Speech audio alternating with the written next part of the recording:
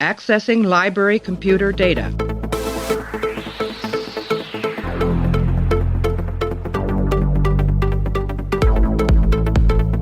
Out there are no saints. Just people.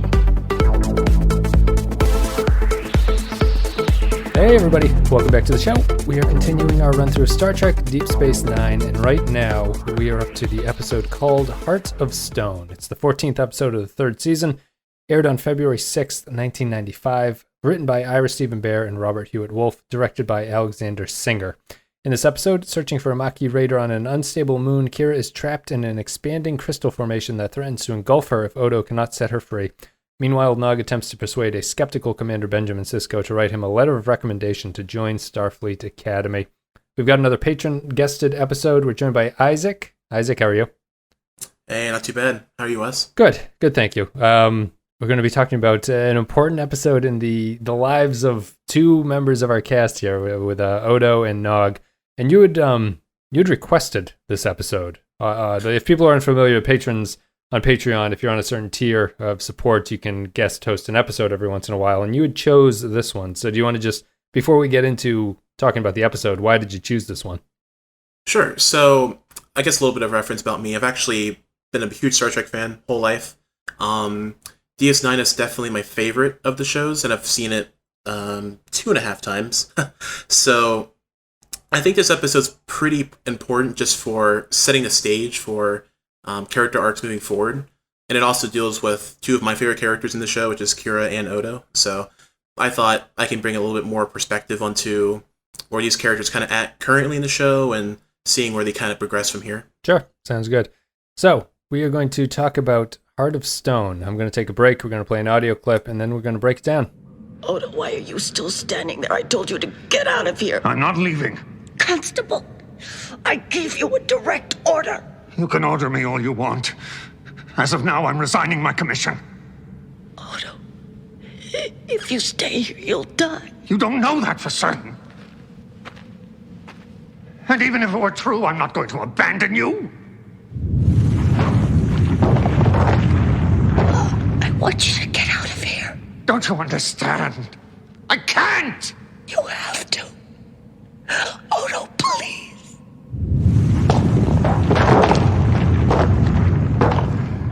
No, I won't leave you.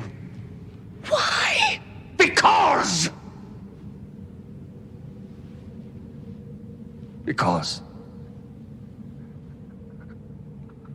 I'm in love with you. All right. So, Heart of Stone, interesting episode. We're in a little string of interesting episodes, I think, at this point. It comes hot off the heels of the death of Vedic Bareil in the episode prior to this in life support. So Kira is a free woman, ready to wheel and deal in the avenues of love or something like that, I suppose. Although Kira is oddly... Yes.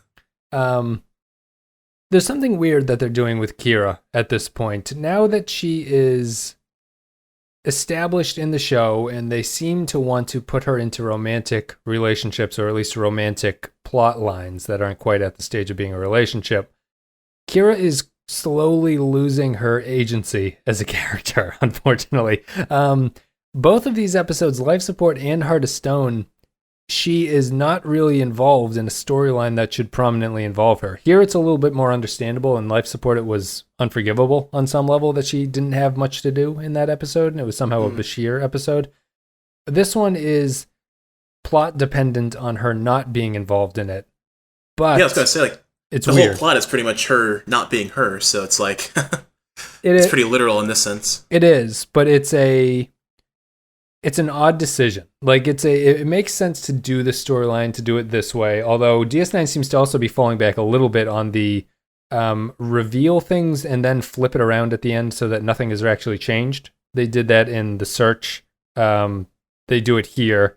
It's not a fault, I don't think, but it's kind of a cheat on some sort of writing level, I think. But I'll fire it off to you. What do you like or dislike? How do you want to talk about this episode going forward from here? Yeah, so I actually, going back through it, enjoyed the episode far more than I was almost expecting to. I had vague memories of this episode reaching back when I first started watching this show. I remember it being a bit awkward in some scenes. Like, there was a surprising amount of close-ups, especially on non-visitor's face there, which kind of made me feel just like, this is edited very strangely in some scenes. But at the same time, I feel like the episode has an interesting bearing on the direction they want to take on these characters. So it's funny. I know you did the episode a few episodes back with Matt with Fascination, and that's kind of like the episode that kind of set the stage for Odo's character arc of having a thing for Kira. And it's interesting in that episode, which I don't think is particularly good. It had actually a pretty interesting scene in the beginning before everything kind of starts with Loxana, where Odo is actually talking to Kira because he wants to, join her for the festival, right? And you see in that scene where, everything's nice and he's really excited to go with her until she says she's going with Vedic Bareil. So you can kind of even see that was kind of something that was happening outside of the events of that episode. And you can kind of see how their dynamic is shifting in a way, through the lenses of Odo. So I like how this episode continues that, because obviously Odo doesn't know what's going on for the vast majority of the situation. So for him, it feels like this is just a really dire situation where he can express himself in ways that he otherwise couldn't. So I like how the episode sets the stage to put characters out of their comfort zones. I think it's probably a major theme of this episode, is setting characters out of their comfort zones, right? I mean, that's the whole thing going on with Nog, is him trying to push himself to be not his father. So I think it's interesting. I don't think the episode's like perfect or anything. Like I said, I think it has a few directing issues. The pacing is okay. I like the reveal. I feel that the episode isn't like, it stands on its merits, but I'm not sure if it's like one of the episodes that just screams, I have to watch this, I enjoy watching it, especially for the character interactions, but I'm not sure if it's one of those episodes I would tell somebody who's never seen this show, you have to watch this episode. Maybe just for the setup of the character arcs, but beyond that, there's not a lot here to warrant, going through it. Yeah. It's funny because DS9's now at a point where the serialization is so heavy, yet not heavy at the same time. Like, it's not overtly one episode leading into the next one, but things are so dependent on understanding the situations at this point. Like, thinking about Clay, who's watching along with these, somehow in our entire run through of the episodes, Clay has missed the 5 or 6 episodes where they hint that Odo has a thing for Kira somehow. It's funny. He's never managed to land on one. And so I imagine that when this storyline pops back up on his first episode, he's going to think it came out of nowhere. Right. Well, it's funny. I remember listening to this in the old podcasts of you and Clay going through season 1. I remember him saying, I think a couple occasions where it's like, does Kira have a thing for Cisco? Sure. He almost thought that was like the situation. It's like, I was laughing out loud because obviously I've seen the show, so it's like, oh, this is this is quite interesting. Yeah, they do it subtly. They really don't hammer this in at any way. Like, you could say that Nog's storyline here is more out of the blue than the Odo and Kira storyline, but the Odo and Kira storyline, I think, functions naturally, and I think it comes from a place where maybe you could say that they started this in Necessary Evil, would be like the origin of it, and then Fascination is where they overtly bring it up because Loxana points it out that she senses the love in him for Kira. But I think it's timing wise, it's a very odd episode to have immediately after life support. I think I want to start there because it's such a getting rid of Bareil in that way, and then immediately going into this episode feels like the writers are just trying to wash their hands of a bad story there, and they want to go in this new direction, and it feels like a betrayal to the Bareil and Kira characters. I don't know how good of a relationship writing this can be if Kira can just swing back and forth so freely between these two without Bareil is dead at the end of the previous episode, and this episode is her off on a merrymaking adventure with Odo. It's just a weird timing issue of stuff. Do you have any problems with it, or do you think anything about it? Not really. I mean, the thing is, before I start, actually, so if Clay listens to most of these, should I just disregard future events in this show? Because I don't want to give anything away, obviously. Yeah, I mean, you can hint that you could say that obviously the relationship builds between these two, but I think we should probably, I guess, just focus on where it stands now and sort of avoid specific future events, I guess would be a good way to say it. Okay. Right, so what's the question again? Well, I'm just saying that the abruptness of their... The abruptness of the Kira storyline, I think, is doing a disservice to Kira, who's actually probably one of the strongest characters on the show at this point, because they're removing Kira from any sort of character control over her relationship. She's in the dark about this one. In Bareilles' episode where he dies, she has nothing to do with it. It's like they're not even really dating. She calls him Bareil, which is bizarre because his name is Antos, I think is his first name. She should call him Antos. And she calls him, she's in a relationship with the guy and he's dying and she calls him Bareil. It's very funny to me. Well, isn't it like last name, first name? It is, but I think his name is Bareil Antos, I think. Oh, I see. I think. Okay.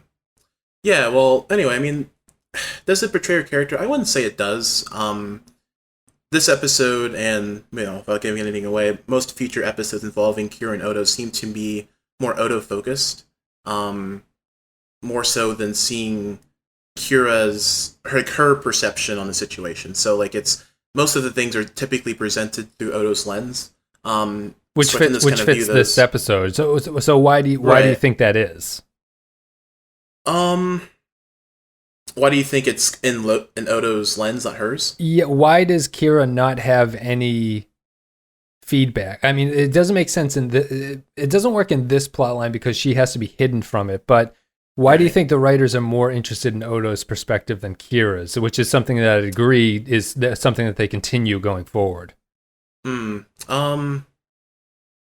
might, I mean, I don't know the specifics of it. I don't know the behind the scenes with this. From an in-lore perspective, it seems that, and obviously without giving anything away, it seems that there's a build-up between seeing how far entrenched Odo's relationships with humanoids become. Obviously, this episode showcases the founders' disapproval of that happening. So it seems that the focus is on Odo because they want to show, where he is in relationship to, now that he knows what he is, what is he going to do with the information? Yeah. But as to the placement of it, yeah, it's probably a bit too on the nose, I would say. I mean, I'm okay with it because, Odo is an infinitely more interesting character than Bareil, like on every way. And I do think it was a complete and utter failure of Bareil's character. So, not to say I'm happy he's gone or anything, but I'm glad that you've moved past. Like DS9 has a very good reputation of realizing their missteps and correcting them. Other Trek shows will kind of just roll with the punches, and for the longest times, I think Harry Kim from Voyager comes to mind here. You just will not give them anything interesting to do, and just assume that's how the status quo has to be. Yep. Versus DS9 tends to always question itself. It questions what they can do with the formula. So in TNG, like you might have like the one-off romances, and I felt like DS9 maybe with Bareil felt that they had to kind of have that almost as a checkbox of, okay, we need to have this outside character to give a bit more dynamic to this character. Well, it seems to be not working, so maybe let's try to go in a different direction with it. So I can appreciate that, and yeah, I don't think it bothers me that much. It's because I don't think I'd mind if there was either a little bit more time or if I guess it is just a mistake of Bareil's storyline existing in the first place, but I feel that it's for how strong of a character that Kira is, she's been, I think, disserviced by these storylines here, which is it's kind of a cliche in writing that like in the relationship, the male will be the driving force here, and it's causing Kira's character to sort of take a back seat on some level. And maybe it's not a problem here, but it's odd that they've been paired together. And I think that going forward, They'll obviously, Kira won't be a changeling going forward, which will fix a lot of it. Are you sure about that? I mean, she could be the female changeling this whole time. It could be, yeah. The infiltration might have started early or something. But I think that the episode works for me because it is a Odo storyline, and everything about Odo works really well here. It's unfortunate that it's being paired off against this weird sort of weakness on the other half of it, but she doesn't know yet. It's all about Odo's internal feelings, and I think that it works there on that level. And Auberjonois does a great job of selling it. I just feel like Kira should have had maybe a aftermath episode. Maybe not an entire episode dedicated to it, but just maybe a handful of scenes just of her to recollect on her relationship with Bareil. Maybe just give some closure to that before moving on. Yeah, you know, I would agree I feel that would have been appropriate for the story. Yeah. I don't know if these were written right after each other or what the story would be there, but I mean, do you think that it's a cheat for the way that they're trying to build this relationship, the way that they end this, where basically none of this has actually really happened between characters? We've just used a changeling to expose how Odo feels. I feel like it is a cheat, but I'm okay with it because of what they do with it. So if it was a cheat, but like if nothing happened because of it, I would be pretty upset. But the fact that it still has lasting repercussions, so it moves forward the storyline of Odo and his perception of the Founders. It gives more insight into what the Founders think about Odo and what they're trying to gain from him. What do you think? I mean, yeah. Do you think this episode says anything about what the Founders want from Odo? Yeah, I would say it definitely does. I mean, back in the Search, they very much were trying to show Odo that this is just the way. Like, that he is very much in a different, like, hostile environment being with the Solids. And you can definitely get a good glimpse that the Founders want Odo to return. But they never really could pin down why. I mean, it's interesting that Kira's also in that episode, so I think it kind of works too that the female changing would assume that Kira is probably the most likely candidate. Yeah. Considering that every time she's seen Odo, it's always been Kira with him. So I think that kind of ties in nicely as well. It fits with their at that point too, because that's after Necessary Evil. Odo would have had feelings for her, and the changelings, as they constantly say, are good observers of others. So it makes sense that they would kind of pick up on that. And I think what's funny about it is that it shows the schism between Odo and the Founders on some level too, because they're such good shapeshifters that Odo can't recognize them, which I think is important to realize, that when the shapeshifters are in another form, Odo can't recognize what they are, which is neat. I don't really understand how she shot herself with the phaser and didn't hurt herself. Well, see, my interpretation is that she was shooting the crystal. She was trying to speed up the process because they had a shot of them explaining that the phaser would increase the rate of its progression. But she's shooting the changeling at that point, isn't she? Isn't that the changeling? Right. Well, she is the changeling at that point. Right. Well, from her being in the stone onward, she is the changeling. Right. So there is no stone. Well, the stone is still part of the ruse, right? So she's more. So the changeling herself is Kira, and the stone, the stone itself is part of the changeling, right? Yep. That's why Odo can't get a good reading on it. So my interpretation is that she was shooting the stone to speed up the process without it being suspicious. So if Odo went to the runabout and came back, and the stone was up to her knees or whatever, he'd be like, "Whoa, why did it grow so fast?" But I wonder, changeling Kira shooting herself is the changeling shooting herself with the phaser, right? Do we agree about that? Right. Well, I mean, I could be wrong. I mean, I'm not saying this is definitive. That was just my thoughts, because I think that the goal there was for her to get to the point where she's fully encased, to where she can start to work on Odo effectively.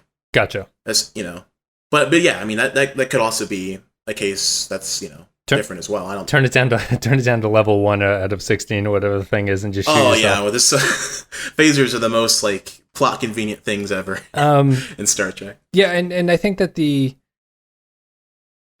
Odo and the Odo storyline is the meat and potatoes of the episode. Obviously, the Nog storyline is the sort of B plot that ties onto it, but I think that Auberjonois impresses me at this point. I think he's probably one of the top 3 actors that the series, the franchise has had to this point. Who would be your other 2?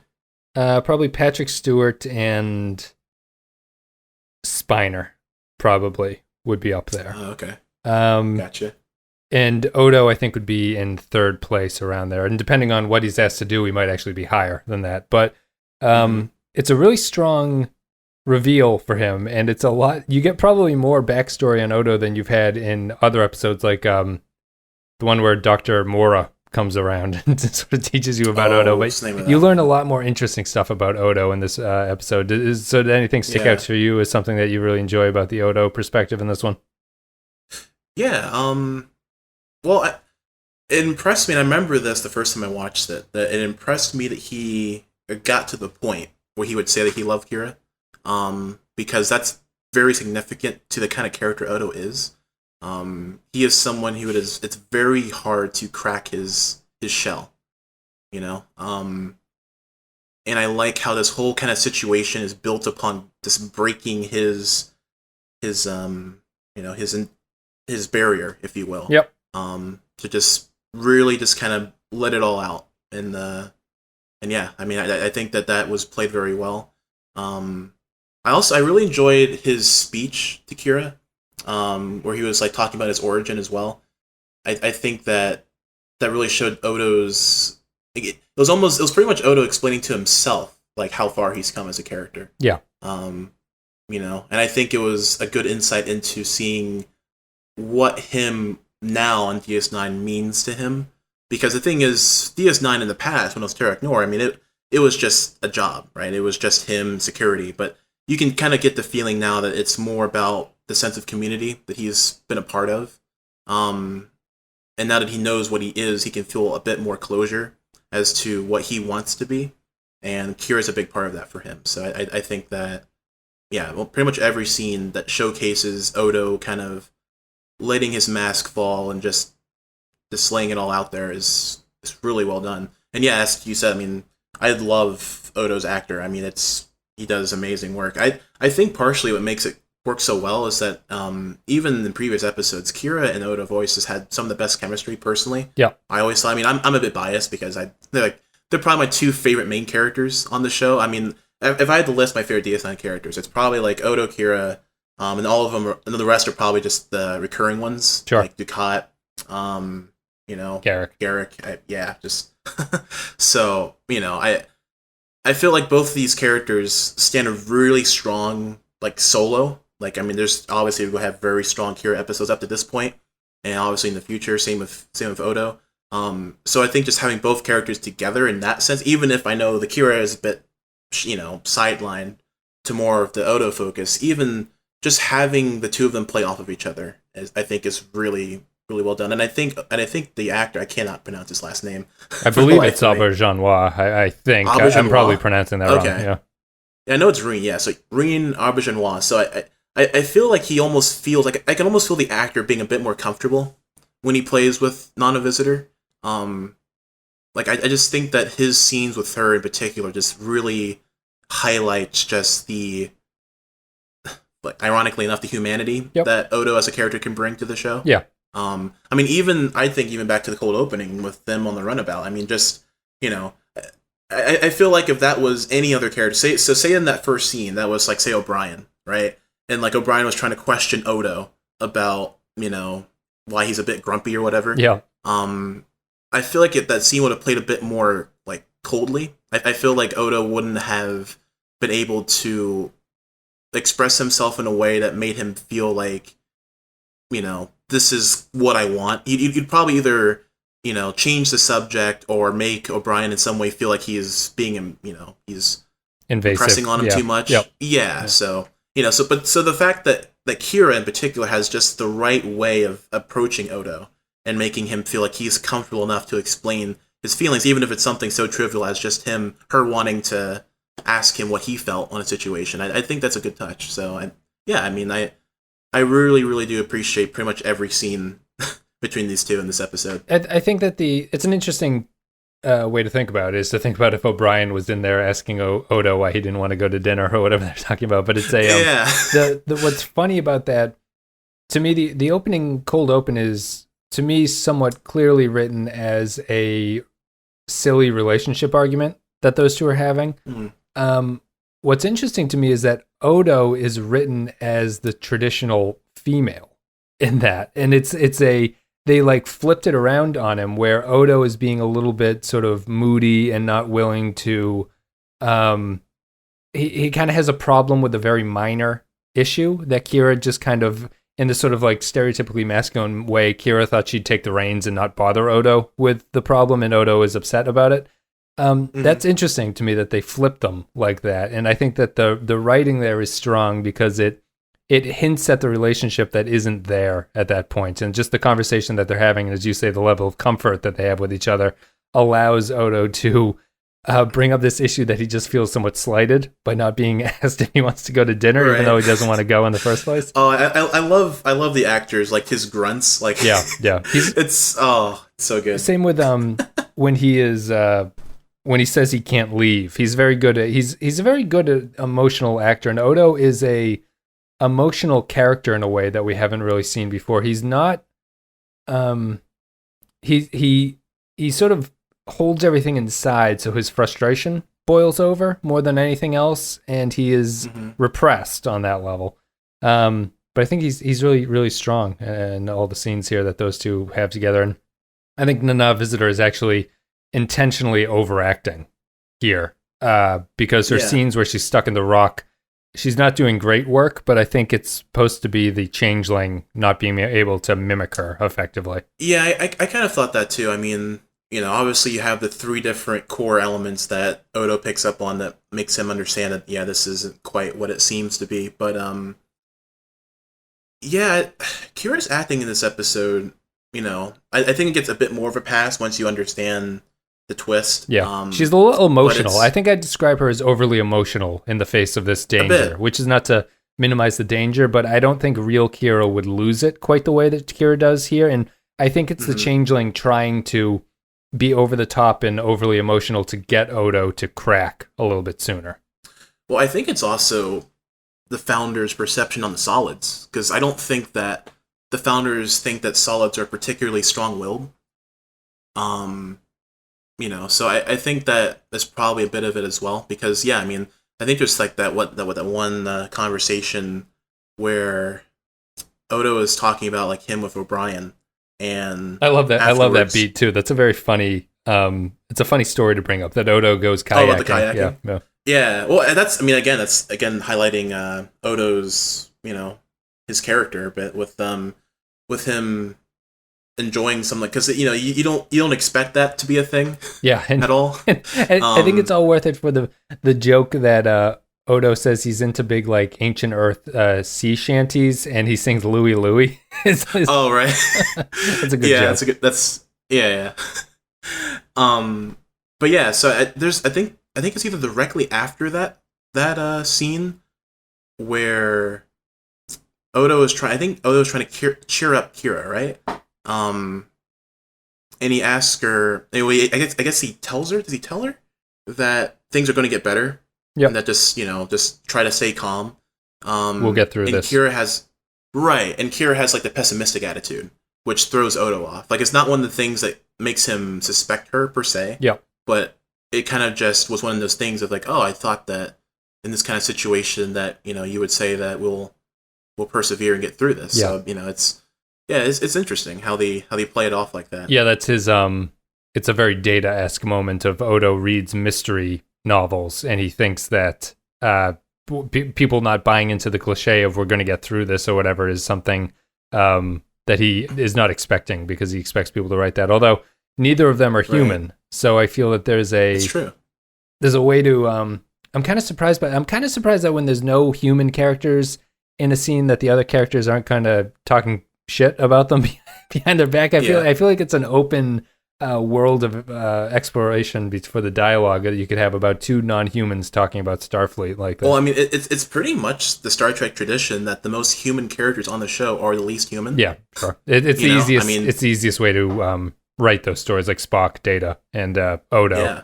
Although, would Odo kind of fits in that role. I suppose Odo does fit, and he's the outsider Well, character. he's a special kind of. I mean, Odo, I feel like, is not trying to be human as much as trying to be humanoid. He wants to be himself. Yeah, he's trying to be true to himself. Yeah, I think would be a good way to describe it.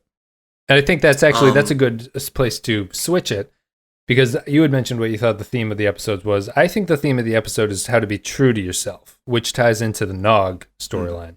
So I'll just say briefly, I think the Nog storyline is sort of brilliant, and it's actually better than the Odo and Kira storyline here in this episode for me. Interesting. I think that the Nog storyline is the most mature, simple B plot that the show has ever done to this point, and it's kind of remarkable.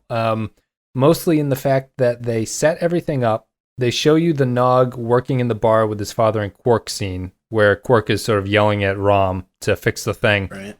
And they don't tell you right then and there that that's the reason, even though you understand that's the reason why Rom doesn't want to be in the Ferengi sort of business mercantile thing anymore. He wants to go into Starfleet. Yeah, it's really gone replay. Yeah, and they reveal it at the end, and the reveal at the end also totally fits into everything that you know about the Ferengi as characters to this point. So it's this character switch that seems like it comes out of nowhere, but it actually makes 100% sense, as opposed to the Odo and Kira thing kind of feels rushed to me a little bit. The Rom thing feels like perfect in how they reveal stuff like that. What'd you think of Rom's storyline here?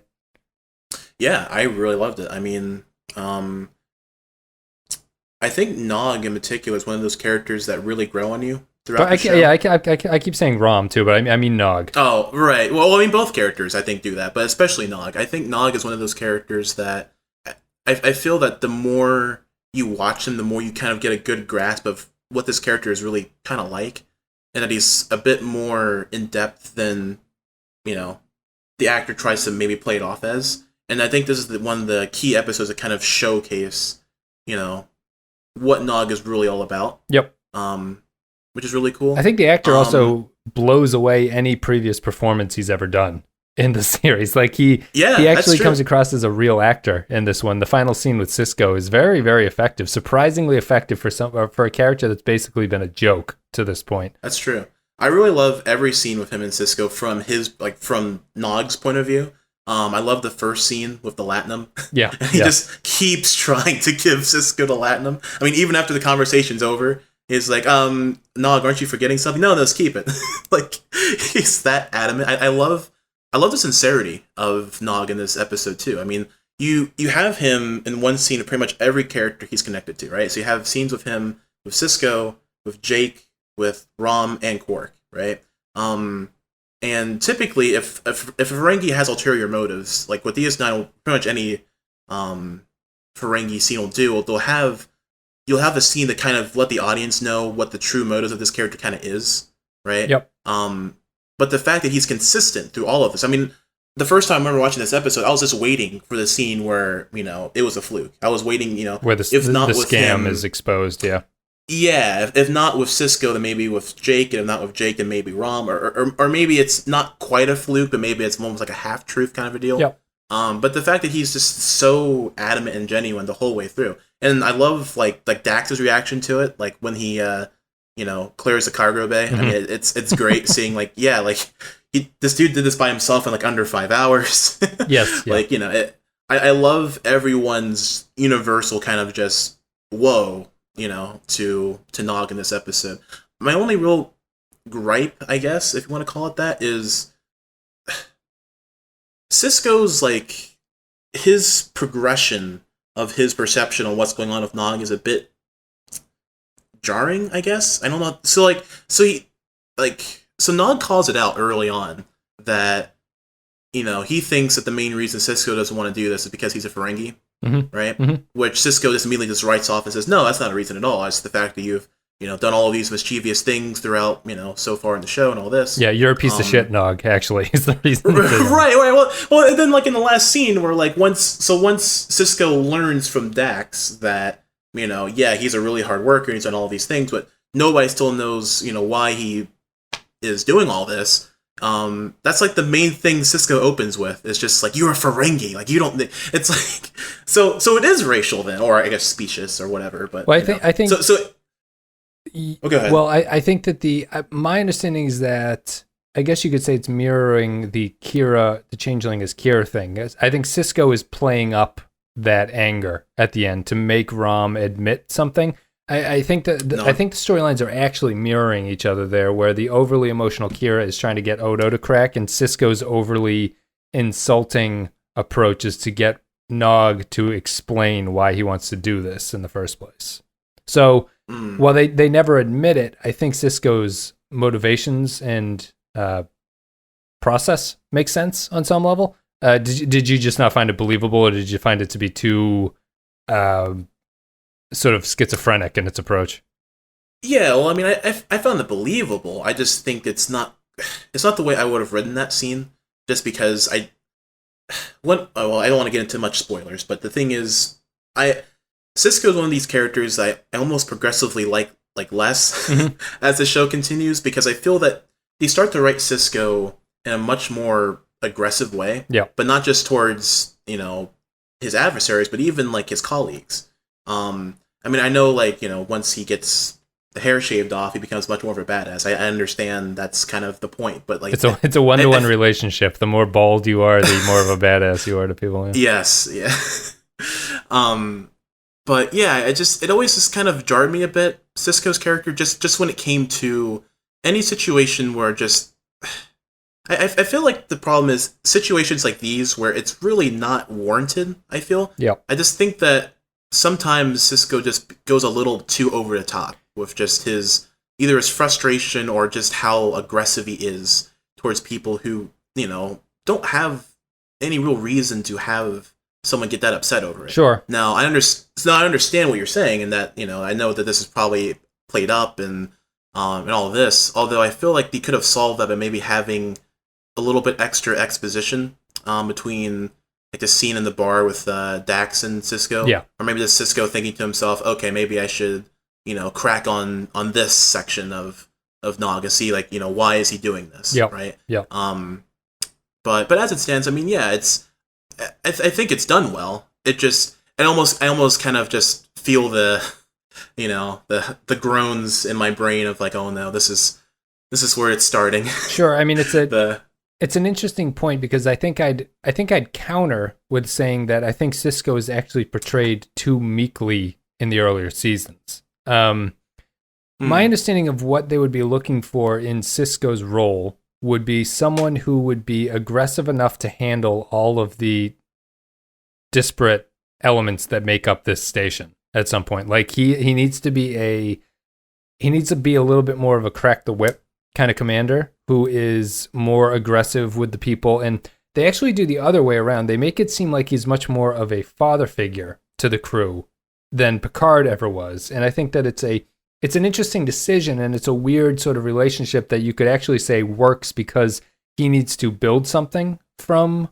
where they started. Like, he needs to be the person who sort of gets everyone on board with everything and be nice to everybody. But I actually think the schism of his character there, where he can be super aggressive or super friendly, works as a character beat. I think the Brooks performance sometimes is a little schizophrenic in a way that doesn't help the scenes, although I think the character is written appropriately. But it's a very theatrical performance from Avery Brooks sometimes. Yeah, for sure. I mean, and obviously that also gets amped up as the show progresses as well. Yeah. Yeah, I mean, Cisco is also he's just a much more flawed character. I'll probably say he's probably the most flawed captain out of the five. Yep. Just as a baseline character. I mean, he has probably the most, like hard-hitting backstory out of any of them. Yep. And he has so many things pulling at him. So, like, I know this has been a plot thread that's been dropped for a long time, but obviously he's connected to Bajor and the Prophets. He has the angle of being a Starfleet commander. He has the angle of being a father, or a single father. Yep. Then he has obviously all the issues going on in the wormhole. So, yep. Yeah. He's the most distrusting of Starfleet to this, or he's the most cynical about Starfleet. Well, and that kind of, he's honestly, Cisco's in a lot of ways the vocal point of the show, and like it's kind of its themes of DS9's version of what they kind of view Starfleet as. Yep. And that the Federation isn't quite as squeaky clean as especially TNG and TOS made it out to be. Yep. So yeah, dude. I think that's pretty much. I like the way that the Nog storyline kicks off. I think that's a really the reason that I like it, just to clarify for people, is that it is cleanly written. It is not treat the audience as stupid, and it works sort of perfectly. There's not a lot of conflict in that storyline. It's not like it's a standalone episode that you could build. It's not a storyline that you could build an episode around, but it works perfectly as this little B story. And I think some people, if I'm remembering some of the patron comments, think that they're a little bit disconnected. I don't think they're disconnected at all. I think they're really subtly linked to each other, where they're both about characters trying to be true to what they are, which is Odo trying to be true to his feelings and his sense as a detective. Like, he can't resist not solving the mystery. And then it's to Nog wanting to be true to what he is and not just become a Ferengi because he's born into that and he wants to be better than that. He wants to be better than what his father got out of it. So that's the thematic tie for me, anyway. Yeah, that's a solid one. Let's see here. So I think we're done with that. We're going to take a break. We're going to play an audio clip. Me and Isaac are going to come back. We're going to give our final thoughts. We'll read some patron thoughts and react to it, and then we will call it a day. I want to join Starfleet. I want it more than anything I've ever wanted in my life. You're a Ferengi. Why would you want to be in Starfleet? Where's the profit in it? I don't care about profit. Then what do you care about? Come on, Nog, tell me. Why is it so damned important that you get into Starfleet? Why are you doing this? Because I don't want to end up like my father. Your father? That's right, my father. He's been chasing profit his whole life. And what has it gotten him? Nothing. And you know why? Because he doesn't have the lobes. And neither do I. All right. So patron thoughts, if you support the show on patreon.com/the Pensky File, a couple dollars a month, $2 a month, I think, is what it takes to leave comments. So we changed that recently, but everyone is at that level, so it didn't really impact everybody. But if you are at that level, you can leave thoughts about upcoming episodes. We read them on the podcast, and we react to them. So Christian Pouch says, Heart of Stone. Forgot this was literally right after life support. Poor timing for Odo. I really like this episode because I like anytime Kira and Odo get to play off each other. I really feel for Odo confessing his love, only to realize Kira is a fake because he knows she doesn't love him back, and will come to see it isn't even close. Second amazing part of Heart of Stone is Nog's subplot. Maybe not the strongest A-B plot correlation, but I don't care because it's so heartwarming seeing Nog trying to prove himself, his despair possibly ending up like his poor dad, and his joy at getting his chance. Love it. I would just add on to that, the other reason I love the Nog episode is that it takes the Ferengi interplay between Quark, Rom, and Nog, and it exposes how deep and dark and abusive their relationship is in a way that doesn't feel like it comes out of nowhere. Like, it's perfectly in tune with how we feel about those characters and how those characters interact with each other on a daily basis. It's just the other side of the coin. It's not comedy anymore. It's like it's how jokes hurt or something like that is the lesson learned from that story. But I think it's really clever. Yeah, I mean, in that first scene too, like, Quark is like completely in the wrong there. Yes. and yet the scene just plays it as, you know, he's still the one kind of vindicating himself. Quark's kind of a nasty piece of work. I guess the Ferengi, the show's a little bit all over the map with them, is trying to portray the Ferengi as a decent culture that is on par with humanity. But I think that the Ferengi are probably one of the most flawed cultures in terms of, like, if you were to graft Ferengi culture into like real world America at this point, I think the Ferengi actually stick out the most out of anybody. Especially coming off of life support with the terrible Nog goes on a date subplot, which is fairly terrible.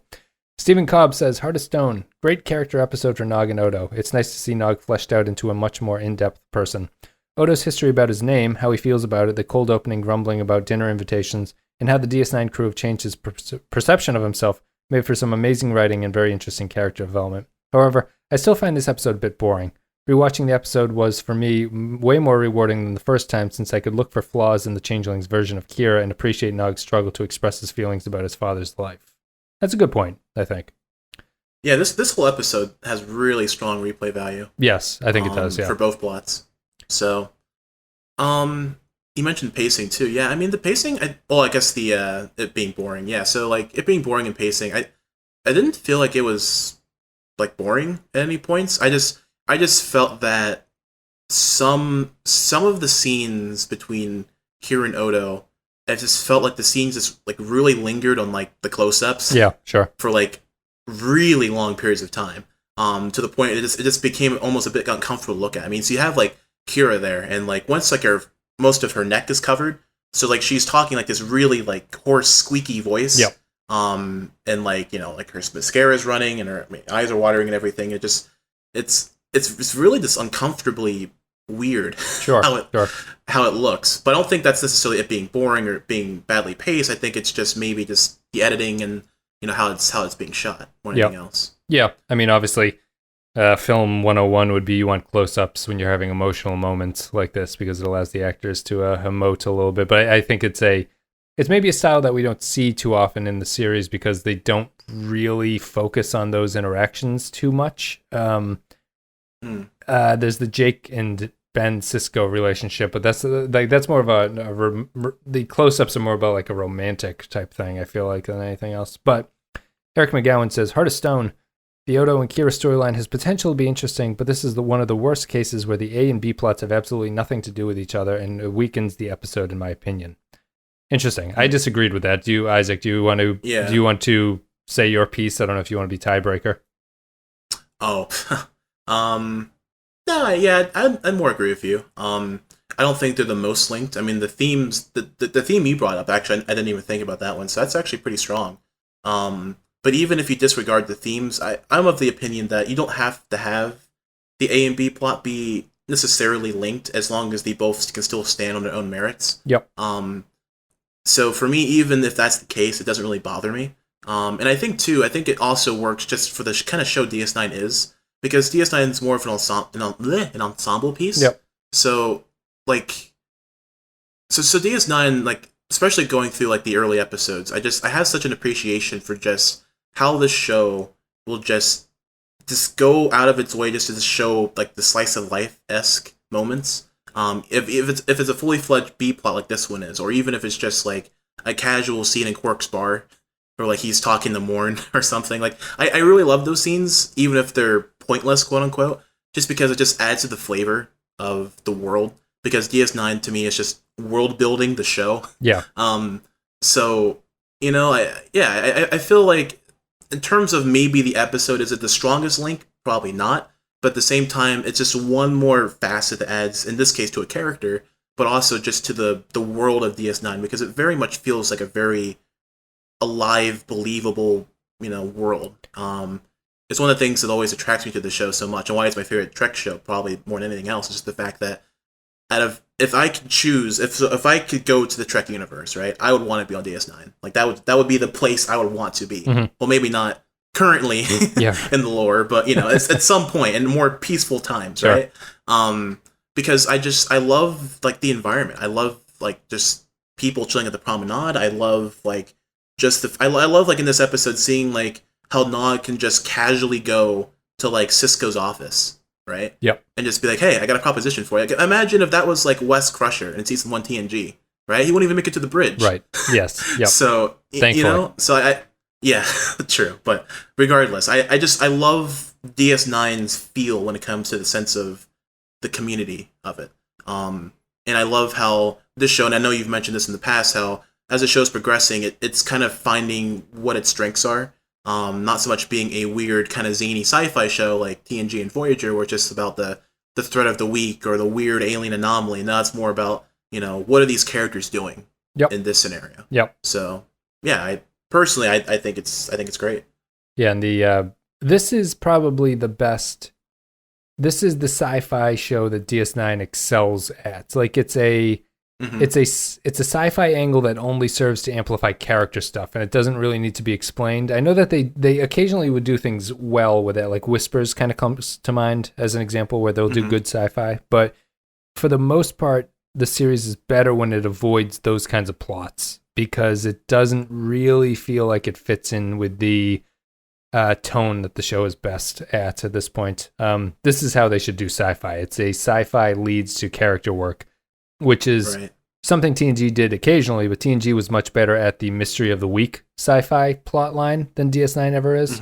And that's something that TNG actually does better, and it's more of an episodic nature show like that, and you watch those episodes and you feel okay with it. Also, I think there was like zero technobabble in this episode, now that I think about it. Yes, because it doesn't... was there any? They can't explain the crystal. So, well, I mean, I guess it depends on what you consider. But when he's like, I'm going to make the harmonics shift or something, but there's no... They don't make up a term like a subspace anomaly or anything like that. It's all very real-worldy sci-fi, I guess is how I describe it. Yeah, well, they don't linger on it, too. Yeah, like it's irrelevant. Right. Yeah, it's cool. Let's see. So we read Eric's. So thank you, Eric. Ewan Tibbet says, Heart of Stone. Although the Odo-Kira plotline kind of goes bad in the last couple seasons, I thought it had a great start in this episode. The creepy concept of the growing rock is enhanced by the actors' convincing performances. The tension is, as usual, damaged by the fact that Kira can't die, but the added element of Odo struggling with his feelings keeps the story feeling important. The B plot made me really root for Dog. It could have been tied in better with the A plot, but I still really enjoyed the whole package. This episode demonstrates my favorite kind of serialization. It's a piece of a larger story, but with still distinctive and self-contained enough to be satisfying and memorable. In fact, this is the first time I've remembered an episode well enough to leave a Patreon comment. So there you go. I'd agree. This is the kind of serialization that I really enjoy. It's not the Breaking Bad. It's the more Mad Men kind of thing, which Discovery is not doing whatsoever, and that's kind of one of our gripes with it. Not to get into that. Don't bring up that show on this. Not to get into that. This is all DS9. But it's don't let Clay tell you that it needed to be said in the future again.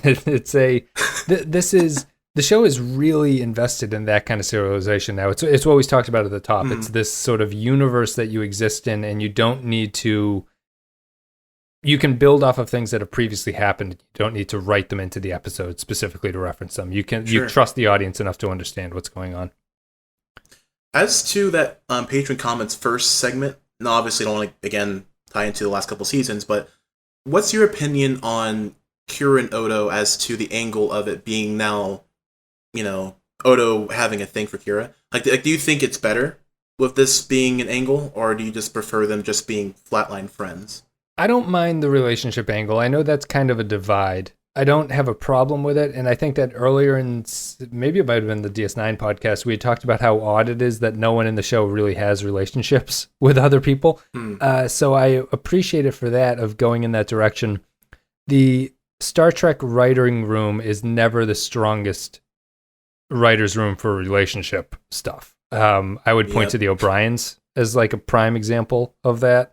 Really? So you don't like O'Brien's relationship with Keiko? No, I think it's written like a cliche of what marriage is. Like they don't come across to me as a truly in relationship couple. They seem like they're acting at that they're in a relationship. And I blame it squarely on the writing, because the writing doesn't give them any space to exist where they can come across as two people who know and love each other very well. Like, and that includes getting into realistic fights with each other, as opposed to these silly sort of squabbles that the O'Briens have all the time, which feels very much like a I Love Lucy kind of storyline.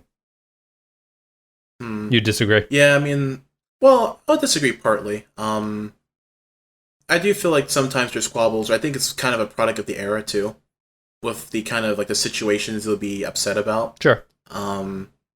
But I'm a big fan of Cole Meany's performance pretty much throughout, both shows, and the fact that he has such a good way of feeling like the everyman.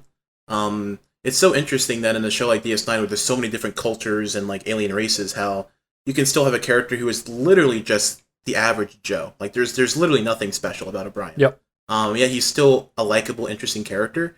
This solely off the back of Cole Meany's performance of him. I think his performance suffers when he is written into those scenes with Keiko, not because of Keiko, but because the the writers write him as a very timid husband in a way that his character doesn't seem to be timid that way outside of it. So I don't know. And Keiko is never written to be this really horrible person who's like abusive or sort of overly demanding of him. She's very supportive of him. So I don't understand why he's deferential to the point of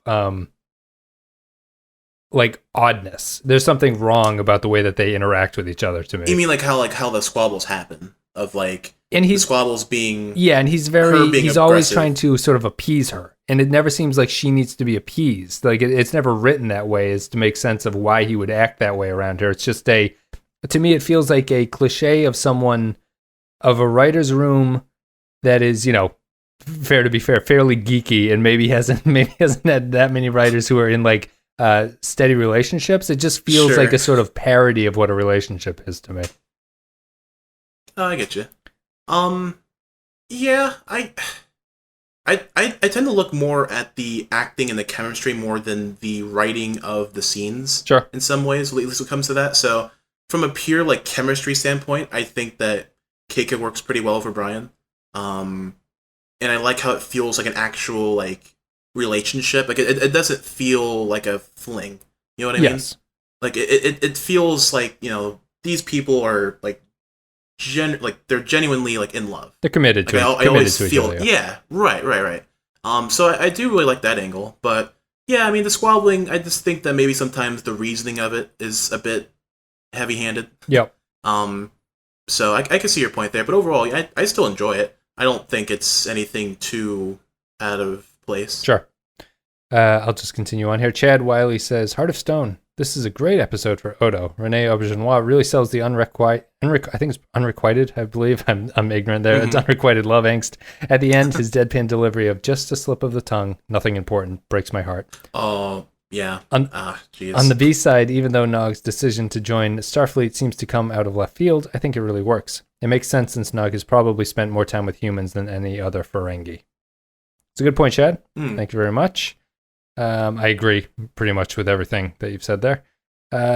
Matthew Ross says, as soon as this thing stops loading, Heart of Stone, a preposterous chain of events if you think of it. The Dominion would have to know the exact flight plan Odo was on and whom he was with and what they would have to do when confronted with a convenient set of circumstances, right down to the stasis chamber.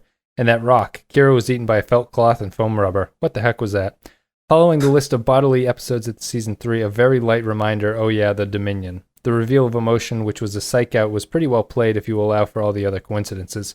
My only question is what type of relationship would they really have? Odo turned into that vibrator again. Anyway, the concept of the expanding crystal and failed attempts to free Kira was an interesting concept and for a while felt like she was going to die. At least we know that Odo is the real nowhere man. The B-plot of Nog wanting to be in Starfleet was a little flat. No collating in the triplicate exam. Clearly with all the reports that would be more worthwhile. However, the scenes between Nog and Sisko, well played, especially the frustration that the father makes one hopes for success in my own children's eyes. And what did Sisko do with the money? Obviously, he didn't buy his son new shirts. What's my big... I disagreed with something, and I'm trying to read quickly through this. The preposterous chain of events. What do you think, okay. Isaac? Yeah, I'm thinking back to the scene where the female changeling explains pretty much all of Odo's questions. Yep. Right? I think the one part where I think she just literally just doesn't give an answer is like how she got the Maquis ship. Yep. But at the same time, I feel like so when the episode started and they were coming back to DS9, were they in the Gamma Quadrant at that point? I don't think so. They were in. No, I don't. They. Oh, they were in Prophet's Landing, right? Yeah, I wouldn't. I can't think that it's reasonable that the Bajorans were settling in the Gamma Quadrant again. I think they were in the Alpha Quadrant.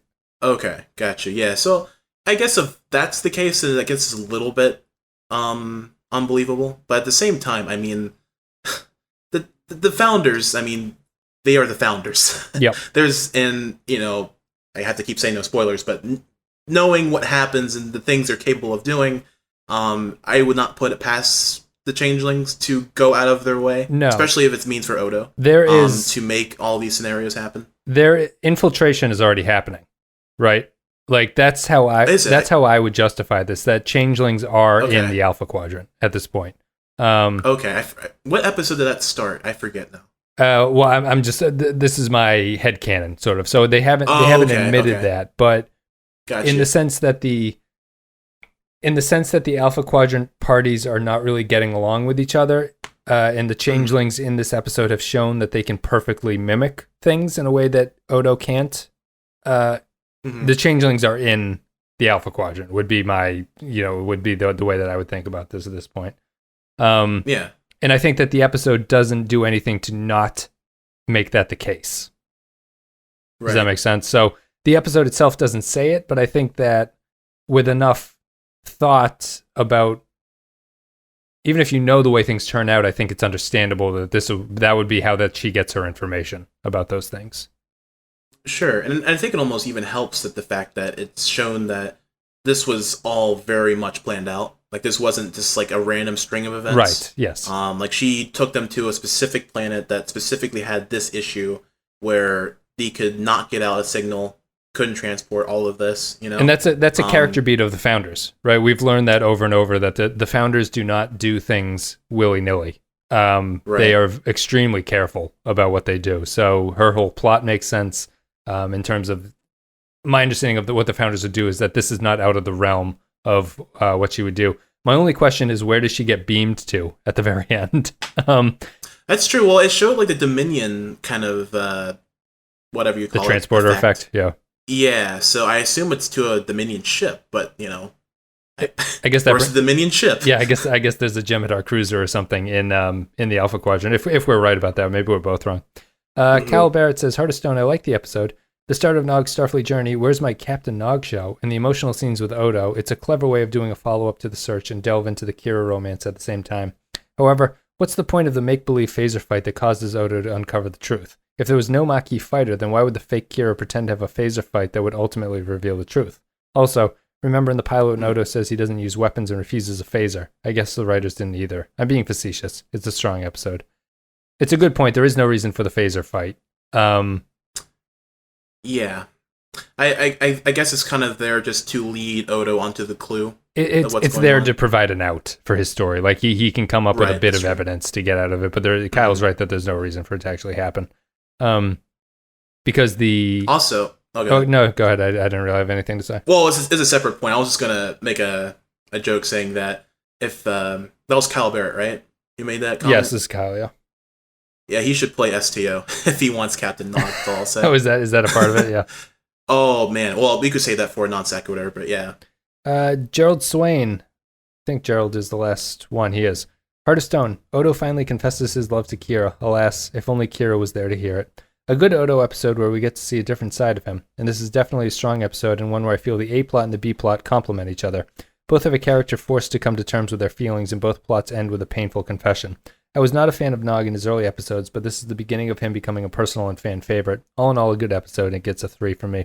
I agree with you, Gerald. I think it's I think the plots are thematically aligned, and that you had mentioned that you didn't need your plots to be the A and B plots to really match up with each other. I kind of require them to be thematically similar to each other. They don't have to interact with each other, but I think it's a sign of good writing to have related stories next to each other. Like, at least you can sort of like, you can see two different characters interacting with one issue or seeing one sort of theme be portrayed across multiple storylines. I think that improves it. Well, just to be clear, I mean, that's definitely what I prefer too. I mean, I would love it if, all episodes were like that, but at the same time, I don't think it's like the thing that has to hold the episode up. Yep. Is that to be the case? So at the same time, if it doesn't happen, it's not a huge deal. If it does happen, I just love it all the more so. Sure. I guess that's it. So we'll go to final rating. Thank you, patrons, for leaving your comments. Very much appreciated. We'll go to our rating on our 1 to 5 scale. Isaac, you can go first. Let us know what you thought about this one.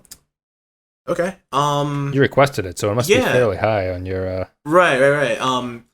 Honestly, I don't think going into it, I gave enough credit to the Nog section, because I think partly me watching the whole show and kind of already having my set opinion of Nog, I did kind of forget this is kind of where Nog's true character kind of starts, and how much of an improvement this is over previous outings of Nog in the show. So I really can give the episode extra props for that one, because my initial thoughts is going to give it maybe a strong 3 to like 4. Yep. But with that, yeah, I might give it like a strong 4. I mean, I'm not sure it makes it quite the 5, but I think it's a very strong 4. And I think it's an episode that if you definitely want to get the most out of watching DS9, you want to watch. I mean, it's not necessarily required, but at the same time, I think it really like lends a lot to where this show is progressing moving forward with its characters. Yeah, so, I think I sort of disagree. I think it's a must-watch, but it's not as strong an episode as its must-watch. The category. Yeah, designation would be. So I'm gonna give it I'm gonna give it a 3. I think the Nog storyline is actually 4, but the Odo stuff is kind of a strong 3. And since that's the preponderance, I'd give it a 3 overall, I think.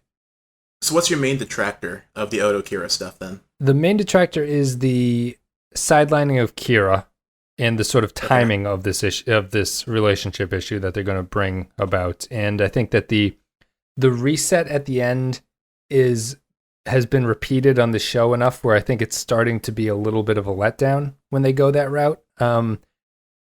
Flipping things back to the beginning is a little bit tough. I love the Odo specific stuff, but I think that I think there was a better way to break this story into the series than they actually did. And I think that looking at it as like a serialized thing, I think I have to hold it against it a little bit. I almost feel like this episode is trying to just go ahead and just let it all out there for the audience about Odo's feelings. Yep. Because a lot of times in rom-coms and stuff, like there's a big build up to you, the audience, hearing from the character, yes, is what my true feelings are. So the fact that we learned about this just like 3 or 4 episodes ago, Fascination, and the fact that we already have like a confirmation of yes, Odo definitively loves Kira, I think is almost like the writer's way of saying, okay, this is now confirmed. We're locked in here. It feels to me like it's a half measure of we're going to continue to keep this being episodic, because if they actually change something in the relationship, it actually doesn't reset itself like a Star Trek episode, because if Kira knows what Odo had done, it changes the whole dynamic going forward, and it would be weird for her to not notice it or mention it in future episodes. Here, it feels like the show does not want to go that far down the path, so what they're doing is having this frustrating cycle of Odo having his feelings exposed so that the audience knows it, but nothing changes in the series. It's just kept the same the entire way through. And I think that's what's frustrating about it at this point, because if you have the Fascination episode, I'm fine with the audience being revealed at that point from Mrs. Troy that Odo feels that way. Your next step in the storyline has to be Kira learns about it, I think. Because otherwise you're hovering in the same space. You're not changing anything. So what do you think, like at this point in the show, what do you think Kira's reaction would, like the real Kira, what would her reaction be to Odo telling her that he loved her at this point? She'd be flattered but turn him down. Okay. Which I think is appropriate, and I think that is, now we're just rewriting the series, but imagine if that had happened, that gives Odo a reason to want to return home more strongly. And he doesn't have that at this point. And I think that if they change that, Odo would be torn between two worlds. And I think the female changeling should be right at the end, kind of. Like she should know something, because the founders have written themselves as people who know things. They have that kind of wisdom to them. Mostly from failed interactions that they've had in the past with other solids, that they know that this is what would happen. But I think that much as it ties into the storyline about the abandoned, where Odo says, Kira, you were right about the boy, I think Odo needs a little bit of, I would have preferred if Odo had been a little bit shell-shocked at this and like been let down by his expectations. And then at that point, would that whole arc end? Like, would that be where the romantic angle would stop, or would you try to slowly like mend things from there? It would continue on, but it would add a little bit of tension into the show. But now that's a totally different show, because that's a much more modern take on it, because that would switch things away from this episodic current 90s Trek TV. So they're stuck in this kind of a pattern, but I feel like the show wants to break away from that. Okay. Let's see. So you're going to give it a 4. I'm going to give it a 3. I think it's a very good episode. There's nothing wrong with it. It's a must-watch, in my opinion, if you're doing like the condensed, no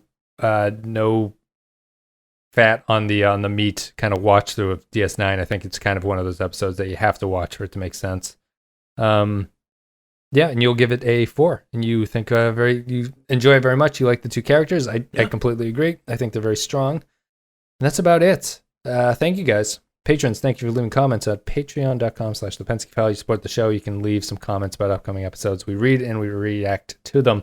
All the social media will be there, Facebook, Twitter, blah, blah, blah. There's Discord. You can go to the Discord channel, which is now somewhat popular. There's people talking in there occasionally, every once in a while, and we have some good conversations. People give recommendations. I love the action figures segment. The action figures segment, yeah. There's a lot of photos of action figures, but it's a lot of fun. I sound like I'm being more like sarcastic towards it, but it is a lot of fun. I spend more time on Discord than Twitter now at this point. So that's about it. Do you have time for a non sequitur, real quick, Wes? Yeah, sure. All right. So there's this little lesser known show that exists from around this era called Babylon 5. Yep. I'm sure you've heard, some things, some rumblings. Yeah, I hear a bunch of losers praising this show. I'm one of them. So, okay, I have to give my 2 cents. DS9 is my favorite Star Trek show, and Star Trek as a whole is my favorite franchise. I grew up on Star Trek. I'm a huge sci-fi fan. So in terms of my personal favorite show, like it's to what connects to me the most, it probably is DS9. But Babylon 5 is the best show I have ever seen in my life. Mm-hmm. Like, and that's without any exaggeration. That's just flat. And your name is not Michael J. Straczynski or whatever that guy's name is, yeah. Well, funnily enough, I don't know how much you know about the background, but the man is pretty much responsible for both shows. Sure. Because of the script he wrote for B5 that got sent to Paramount, and then they, denied it, but then they were like, oh, that's a pretty cool idea, and then they kind of used it as a blueprint for DS9. So, if anything, this guy is like the Holy Father in terms of this guy gave me both of my favorite shows. So I'll take it. But anyways, yes, I think that this is a show that you would immensely enjoy, just based purely off of what you've said so far about DS9, obviously even TNG. The show, I would say the main core difference as a show of B5 compared to DS9 is that DS9 to me, especially when the main story of DS9 starts to kick into high gear, I feel like even then, DS9 is a show that really focuses on the world building. It focuses on, the species and the characters and how they're interacting with the story, versus B5 is much more story-centric. The B5 is very, very dense in its storytelling. And it has a very compelling world. I mean, I think it's impressive how interesting the world of B5 is, considering it stands on its own. Like, it doesn't have, like, 2 other shows like DS9 does. Yeah, it's not a franchise, and yeah. Right, it's its own thing. So the world is very, very good in B5, but I think what even impressed me even more about B5 is its story, because it's structured in a way where it is practically fully serialized, especially when you get to the meat of the show. It is completely serialized, and the story is the front and center thing. So it's not so much about let's do all this character stuff to kind of get you in a perspective of what's going on in the world. It's more so, okay, here's why things are happening. Now let's get into the issues. Yep. So yeah, and I think the show is very ahead of its time in its storytelling. I mean, the show came out pretty much simultaneously. I think B5 probably would have been in its 2nd season while this is going on. So I think it's like a year behind DS9.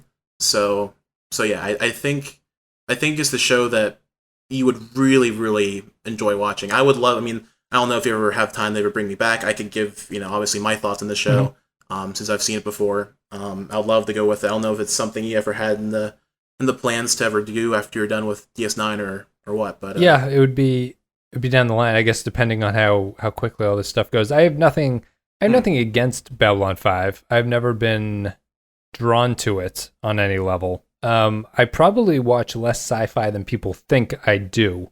Okay. Because obviously this is a Star Trek podcast, but right. I don't have a vast wealth of sci-fi influences besides like the sort of the big normal stuff that everybody has. I have a or I have a roommate, an ex-roommate who was huge into Babylon 5 and would praise it all the time. He probably poisoned the well slightly just because when people get really excited about something, I tend to withdraw from being excited about it. Sure, I can understand the overhype. But I don't really, the thing about Babylon 5 is I look at it and I don't like the makeup. Like, that's my, like, very dumb take on it. Like, I don't... No, I'll it's funny. So how actually I got exposed to it, I had a good friend who was big into sci-fi, knew the kind of shows I liked. I would praise to him about my love of DS9 so much. And one time he just told me, hey man, if you like DS9 so much, you should check out the show called B5, or Babylon 5. And I was like, oh, okay, I'll give it a shot. So he actually gave me his ripped files of the whole show, so I would download on my PC. And I think I stopped it twice during watching the pilot, because the show, funny enough, the show feels dated by its own standards now. Mm-hmm. Because the show was, I think it was one of, if not the first show to fully utilize CGI for all of its special effects. Yep. And it looks like garbage. I think the show was praised. Yeah. Right. Well, it was praised initially. It's like the VR thing, right? So like when VR first came out, everyone was like, "Oh my god, it's VR!" And like anything you put on the VR is a masterpiece because it's a whole new world, right? Yep. But we look back at VR even 5 years from where we are now. It's like, man, this is pretty trash. Right. Yep. So yeah, even more so with B5. I mean, all the ships look like something straight out of a PS1 game.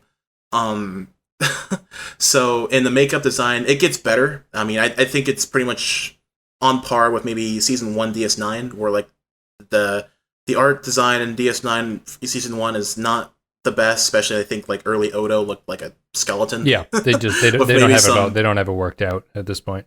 Yeah, so it's the same thing with B5, even more so. Mm-hmm. And the show's style and presentation feels very 80s, even though it's from the 90s. Yep. Like its sense of humor is kind of just cringy, almost like dad joke kind of level stuff. Mm-hmm. And generally, its first season in general is just its weakest season. I mean, there's just no holds barred there. It's the worst season. But at the same time, it's required because season 1 goes out of its way to set things up. So you definitely get the most out of the show watching season 1, but it's also the hardest season to watch. So it is a very hard show to get into. I think that is the biggest hindrance of the show, is that it is very, very difficult to get going. But once the show gets going, it is so good. Well, because it's still 20 something episodes in a season, right? It's still buying into that. Roughly, yes. I think it's around the same level of like a Star Trek show. Yeah, that's I mean, I have nothing against it. The 26 episodes was a mistake back then. Like it made sense in the production landscape, but 26 episodes is just way too many episodes. But yeah, I will give Babylon 5 a try. Maybe we can do it as some sort of a Patreon perk or something, just to get it rolling. I don't really have anything against it. There's no reason not to. It would be difficult to do it with a Star Trek podcast at the same time because they're so similar. Not similar, but there's the same amount of work for each of them. Sure. Yeah, I can understand. And Matthew Ross will get very excited that you've brought up Babylon 5, obviously. Do I have a non sequitur? No, I don't. But I think that there's always a chance I could, once Star Trek runs out, who knows, or even after DS9 runs out, what would happen to Babylon 5? Well, I think it's a very good carryover show, especially off of DS9. I mean, obviously, out of all the Star Trek shows, it bears the most resemblance to DS9. I mean, both shows' premises are almost identical. Yeah. The shows go in very different directions, obviously, but so yeah, I mean, I think B5 is a very good show to go through if you have the perception of being a Star Trek fan. I think having Star Trek as a whole in your mind while going through B5 is pretty cool, because then you get to see how this show takes those elements and makes it its own. It becomes its own thing. Mm-hmm. So kind of like how I've loved watching Clay's reactions to DS9 and comparing it off with TNG, and it's like, whoa, this show is it's doing its own thing. It's very much the similar vein between DS9 and B5, where it feels like this is, it's using these elements, but it's using them in a different way, and the more the show continues, the more it becomes its own animal. So yeah, we'll give it a whirl. I don't have a non sequitur. Awesome, but you will not regret it. I promise you. I'll hold you to that. And okay, as I sit there miserably watching it, no, I'm sure I'd enjoy it. I think it's up for streaming now too. I don't think it's on Netflix or anything. Yeah. Yep. Although apparently there's something wrong with the special effects, but I don't know enough to talk about it. But Let me see here. My non sequitur is, this is going up Thursday, so I'm going to be doing, since the Patreon has met its new goal level, we have to do 2 podcasts a month. So we're doing an AMA for the first one, so you guys can leave your comments on the Patreon, or I guess that would be, you can email them in, but you have to be a Patreon supporter to get that podcast. So we're doing an Ask Me Anything. There'll be a bunch of questions. We'll go through them and try to get them in as soon as possible after you listen to this episode. You might have already turned this off, though. So if you don't, you don't. Isaac, thank you very much for coming on. Thank you, Wes. I appreciate it. It's a lot of fun. Hope you enjoyed yourself. We're done with Heart of Stone. The next episode is Destiny. Let me click this real quickly. Yes, Destiny is the next episode. All right, guys, thank you very much for listening, and we will see you next time.